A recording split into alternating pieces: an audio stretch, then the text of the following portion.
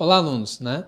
Então sejam bem-vindos para mais uma aula de Sociologia, né? Como na aula da semana passada a gente trabalhou um pouco a ideia da violência simbólica, né? Que de certa forma ocasiona danos ao indivíduo, até mesmo pelo grau, né, de ofensividade que se tem entre as pessoas. Essa semana a proposta é justamente a gente trabalhar outra violência, né? Ela é chamada de violência é, psicológica, né? Vamos compreender o que de certa forma, quer dizer esse tipo de violência e quais os danos, de certa forma, ela traz para o indivíduo. A violência psicológica, às vezes, ela é sutil, né? A gente vai ver durante a aula que tipo de ações pode trazer essa violência e por que ela ataca diretamente o nosso psicológico, né? Ela vai minando a nossa capacidade de autoestima, de acreditar em nós mesmos e de ser capaz de realizar coisas, né? Coisas que vão ser no futuro grandiosas. Então vamos entender um pouquinho o que seria essa tal violência psicológica. Vamos lá. Então, por definição, né, vamos entender assim: a violência psicológica ela é entendida como qualquer conduta que cause dano emocional, ou seja, as nossas emoções, né, e diminuição da autoestima. Tudo aquilo que nos afeta a estima é justamente já qualificada como uma violência aí psicológica, ou que prejudica e perturbe o pleno desenvolvimento de uma pessoa, ou que vise degradar ou mesmo controlar suas ações, comportamentos, crenças e decisões mediante ameaças, né? Toda ameaça ela é uma violência psicológica, tá? Porque ela vai afetar o nosso humor, o nosso emocional e para algumas pessoas abalar psicologicamente ela, né? Constrangimento, né? Colocar pessoas em situações vexatórias, né? Em que ela se sinta vergonha, né? Ela tenha vergonha e coisas do tipo. Manipular também é um tipo de violência aí psicológica. Isolamento, né? A gente sabe que todos nós temos direito ao ir e vir. Ninguém pode nos deixar aí em cárcere, preso, privado. Então, isolar alguém é uma violência que vai afetar, sem dúvida nenhuma, o psicológico dessa pessoa, né?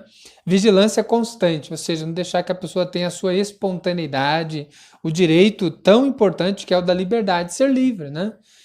Depois, perseguição, né? Contumaz, insultos. Aí a gente vai ver que insulto tá atrelado nas duas, né? Tanto violência simbólica quanto psicológica, né? Ser insultado, praticar a ideia da chantagem, chantagear a pessoa, né? Ridicularização, exploração e também a questão da limitação do direito de ir e vir ou qualquer outro meio, né? Que de certa forma lhe cause prejuízo à saúde psicológica, né? E à autodeterminação, ou seja, a pessoa se sente incapaz, né? Sempre com moleza, não tem aí, vamos dizer assim, o prazer pela vida, ou chegar até perder o gosto pela vida, uma vez que a violência foi tão forte, afetou e trouxe dano ao psicológico dela. Então, tudo isso que eu falei, gente, é qualificado como violência psicológica, né? Que afeta o indivíduo chegando ao que a gente chama de último percurso dela até a prática da automutilação ou mesmo suicídio. Então é aquela ideia, a proposta nossa nesse quarto bimestre é para compreender a violência, suas diferentes manifestações, né?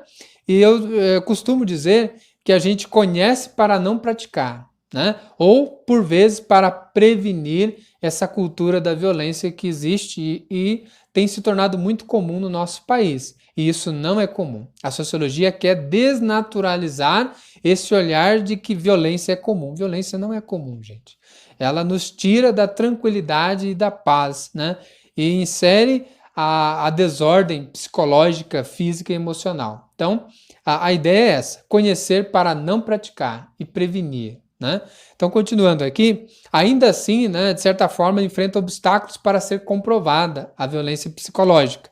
Há dificuldades, por exemplo, no campo jurídico sobre a violência psicológica, ou seja, de se enquadrar em um crime específico. Né? Afirma aí, no caso, uma jurídica, né, a Marina Ganzaroli, pesquisadora do Núcleo de Direito e Democracia do SEBRAP, Centro Brasileiro de Análise e Planejamento. Por que há uma dificuldade em criminalizar dentro do percurso jurídico?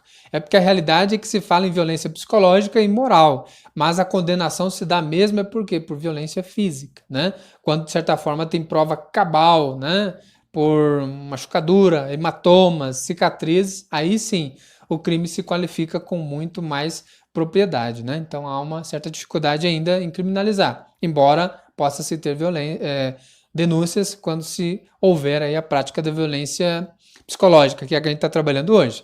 O que se tem feito é enquadrar criminalmente a violência psicológica como ameaça. Todo tipo de ameaça ela é um crime, né?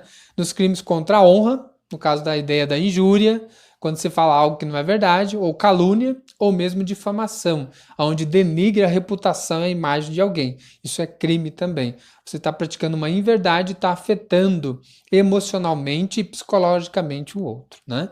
E aí, continuando essa ideia, a gente percebe também, alunos, né, que a violência psicológica ela tem impactos na nossa saúde, né? As implicações de ordem física e mental sofridas são diversas, aponta o estudo publicado aí na revista panorâmica Saúde Pública, né, que é saúde pública, como depressão, abuso de substâncias psicoativas, ou seja, pessoas recorrem aí um certo refúgio, às vezes, nas drogas, que piora ainda mais o quadro, né?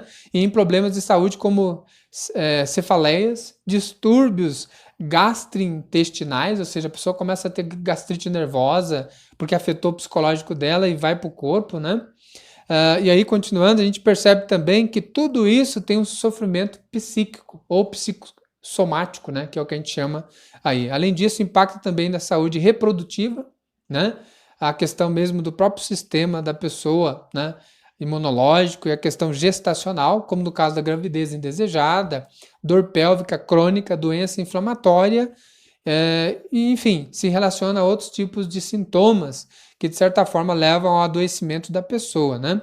A saber que, então, concluindo aí a ideia, né, da nossa aula sobre violência psicológica, ela é subjetiva, porque muita coisa que você ouve e sofre, né, de forma verbal, isso vai se assomando na sua cabeça e num belo dia você se encontra aí doente, né, se a gente for pensar nesse sentido, tá? Então, para a gente frisar um pouco essa ideia, né, conhecer para não praticar. Se você se sente constantemente sem autoestima, isso é importante a gente analisar, e humilhada, diminuída, né? Sofre ameaças verbais e tem medo de dar sua opinião, você pode estar sendo vítima de violência psicológica. Esse tipo, então, de agressão pode ser difícil de se identificar, pois muitas vezes é mascarado como ciúmes, né? E é caracterizado por controle, ofensas ou mesmo humilhações. Então, boa parte aí, né, das vezes a vítima tem dificuldade em romper, né, em sair aí dessa relação, pois o abuso psicológico ocorre de maneira gradual, ou seja, vai aos pouquinhos, começa de um grito, de um apertão, e a gente sabe que depois vai desencadear na violência física, né? Por hora a gente está compreendendo a violência simbólica, hoje estamos entendendo o conceito de violência psicológica, para na próxima semana a gente aprofundar a ideia da violência física, né? Então tudo isso, de certa forma, vai acontecendo gradualmente, mas constante, né? Vai chegar um ponto que vai minando o que a gente trabalhou, que é a autoestima, e anulando a pessoa, tá? Então, desde já, alunos, eu agradeço aí a atenção de vocês. Espero que vocês possam estar visualizando a aula do professor. Pode dar like, compartilhar e não esqueça o mais importante, se inscreva lá e dá uma força pra gente. Muito obrigado, até a próxima.